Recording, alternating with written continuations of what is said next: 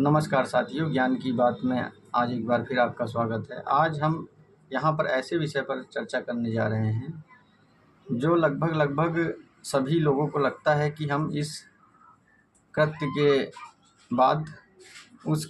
कृत्य करने वाले व्यक्ति के खिलाफ़ कोई कार्रवाई नहीं कर सकते हैं। तो यहाँ पर हम जानेंगे कि किस प्रकार यदि आपकी बुराई, आपकी छवि को कोई ख़राब करने की कोशिश करता है तो आप जो है उसके खिलाफ़ किस प्रकार से कार्रवाई कर सकते हैं। जी हाँ, आप बिल्कुल सही समझ रहे हैं। आपने देखा होगा अक्सर ऐसा होता है कि कुछ लोग जो है आपके बारे में तरह तरह की भ्रांतियाँ फैलाते हैं, सोशल मीडिया पर कुछ गलत लिखते हैं या फिर जो कृत्य आपने नहीं किया है उन कामों को भी वो सोशल मीडिया या फिर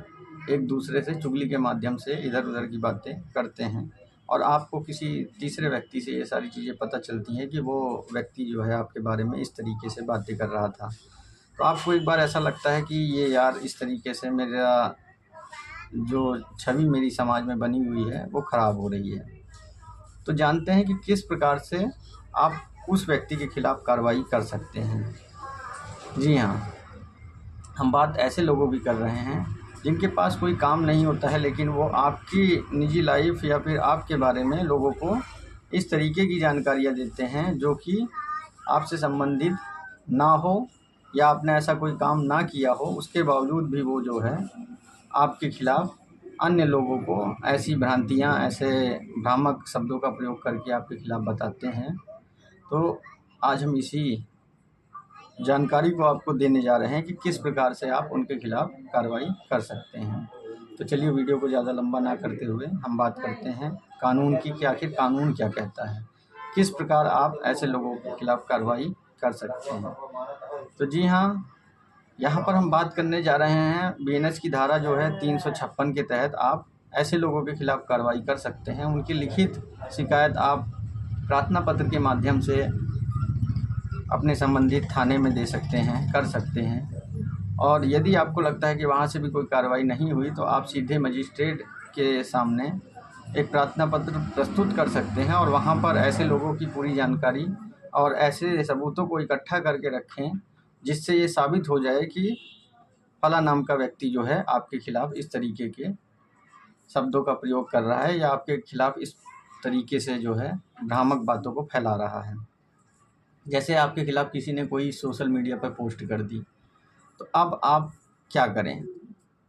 इस कंडीशन में आपको जो है आपके जो अधिकार हैं वो मैं आज बता रहा हूँ। आपको बहुत कुछ नहीं करना है, सिर्फ़ और सिर्फ शांति के साथ उसके साथ लड़ाई झगड़ा नहीं करना है। आपको किसी प्रकार की मारपीट या फिर आपको स्वयं अभद्र भाषा का प्रयोग नहीं करना है। आपको एक प्रार्थना पत्र अपने वकील या फिर अपने स्वयं के हस्तलेख से लिखकर उसको प्रार्थना पत्र को अपने नज़दीकी पुलिस स्टेशन में देना होता है। वहाँ पर आप अपनी परेशानी को बताएं कि फला नाम का व्यक्ति जो है वो मेरे बारे में इस तरीके से लोगों से बातें करता है और मेरे छवि को जो है वो धूमिल करने की कोशिश करता है। वहाँ पे आपको विस्तार से लिखना होगा कि हाँ, आपने किस प्रकार से आपको इस चीज़ से कष्ट होता है, आपकी जो छवि है वो समाज में इस तरीके की कृत्यों से धूमिल हो रही है। आपको ये सारी जानकारी उस प्रार्थना पत्र में लिख देनी है और कुछ सबूत अपने पास इकट्ठा करके रख लेना है ताकि भविष्य में जब ये साबित करने की ज़रूरत पड़े कि हाँ, वो व्यक्ति ऐसा कर रहा था, जो आपकी बुराइयां कर रहा है आपके पीठ पीछे, वो चीज़ें सही हैं,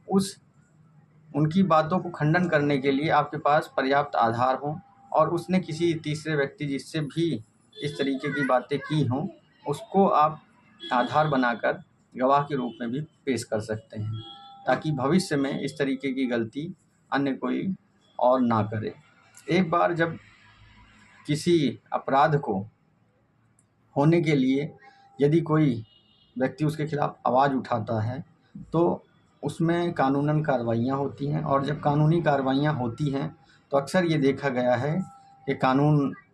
अपने हिसाब से काम करते हैं और कानूनी कार्रवाई के बाद